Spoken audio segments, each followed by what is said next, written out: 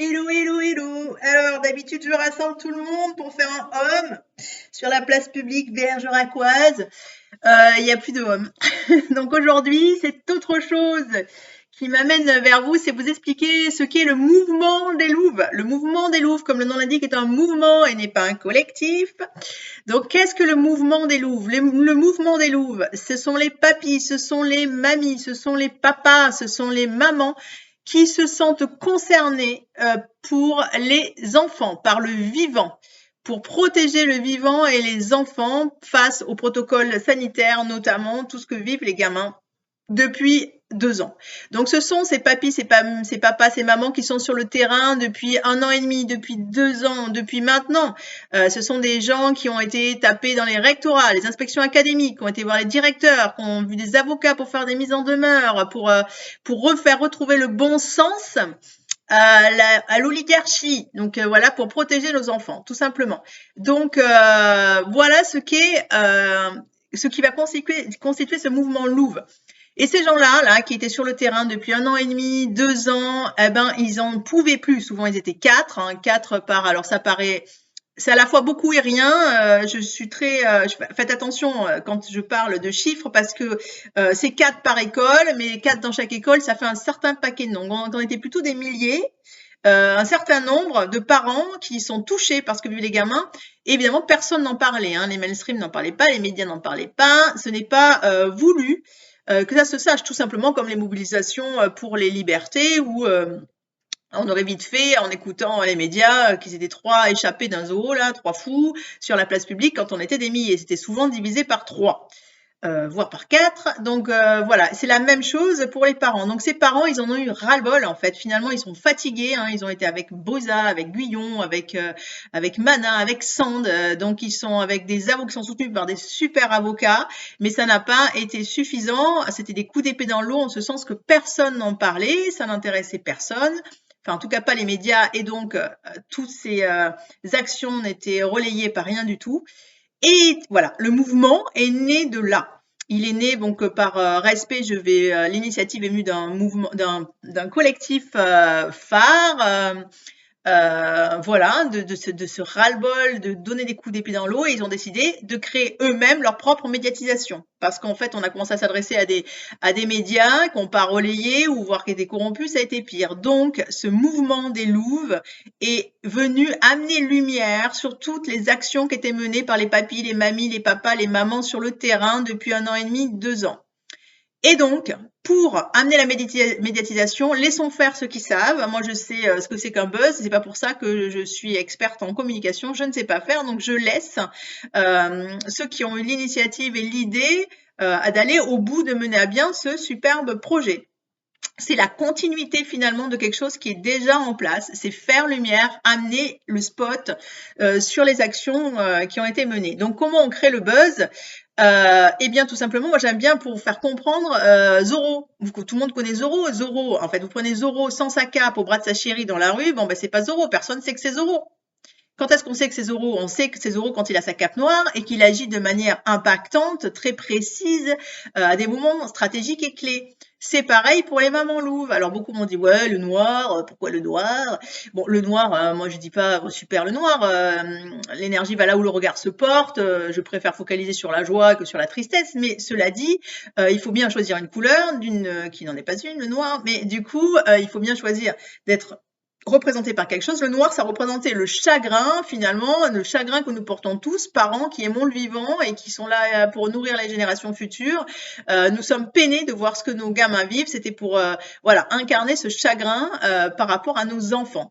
Voilà pourquoi le noir. Ça peut être du bleu marine, ça peut être du foncé, mais l'idée, lorsqu'on se rassemble sur ces mouvements, voilà, noir, foncé, pour incarner des moments stratégiques, précis, pas n'importe quand. Oui, mais nous, on aimerait bien mener des actions et puis le faire au niveau des mamans louves. Ben oui, il y en a qui vont être choisis, mais il y en a d'autres non. Donc les collectifs, continuez à mener vos actions, elles sont hyper importantes. On continue, tous les collectifs, les individualités, on continue à mener des actions au rectorat, dans les écoles, auprès des parents, partout, pour protéger les enfants. On continue.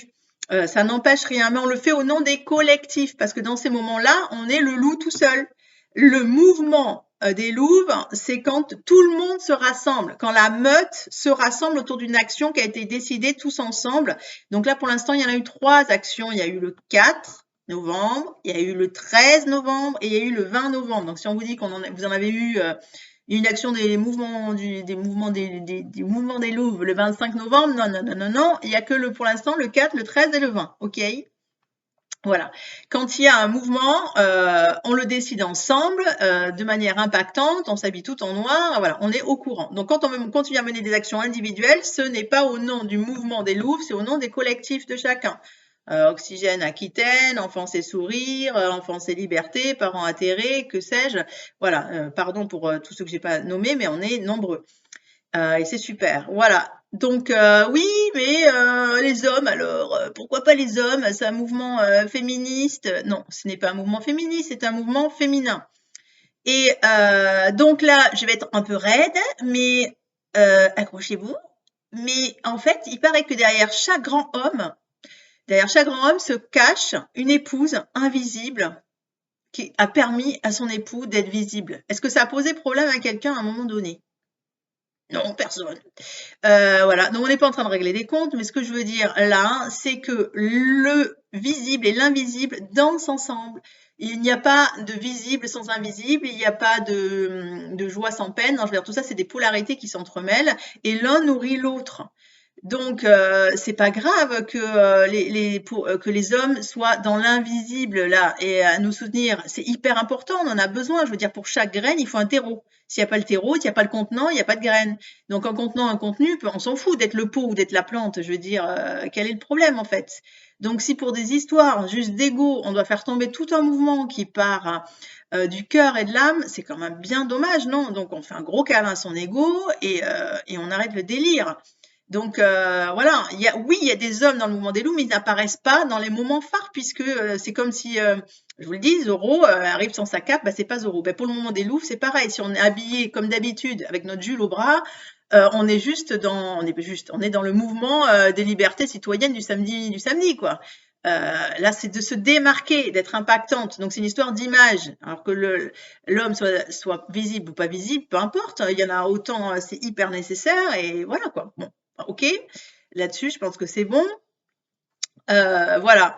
Et d'ailleurs, à ce sujet, ben, c'est une histoire. Vous connaissez l'histoire du bambou chinois. Le bambou chinois, vous faites pousser un bambou chinois.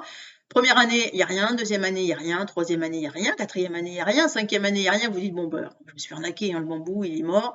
Eh bien non, la septième année, il y a un truc énorme qui sort de terre, un magnifique bambou. Et on se dit, mais comment c'est possible qu'on soit passé de rien à tout?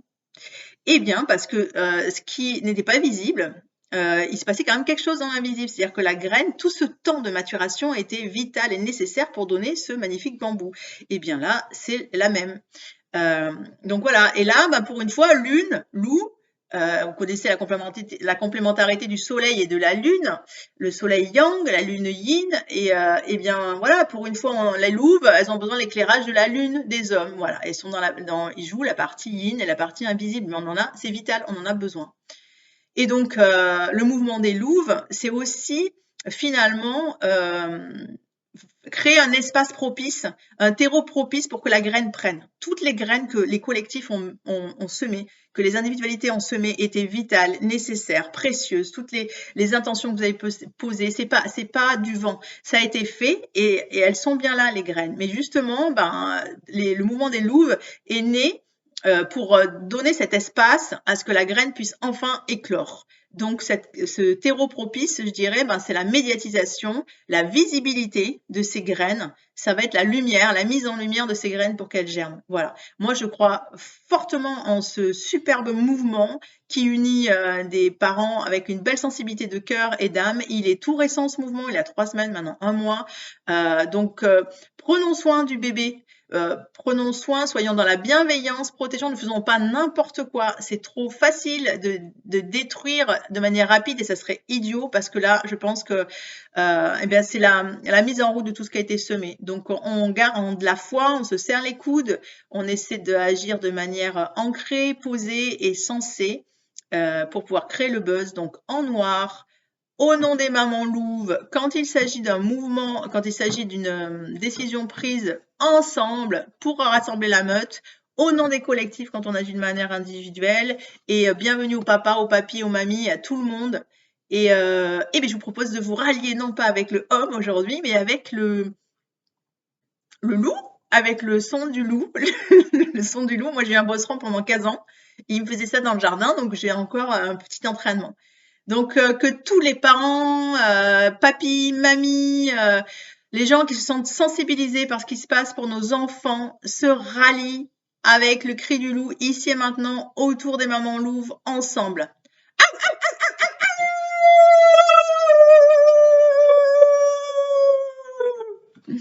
À vous. Donc à tout bientôt et on se rassemble au nom du mouvement Les Mamans Louves pour agir en meute. À tout bientôt. J'espère que ça a éclairci, voilà, les idées, et n'hésitez pas à faire vos retours. 10 minutes, c'est bien trop long pour une vidéo, mais bon, on fait ce qu'on peut, hein.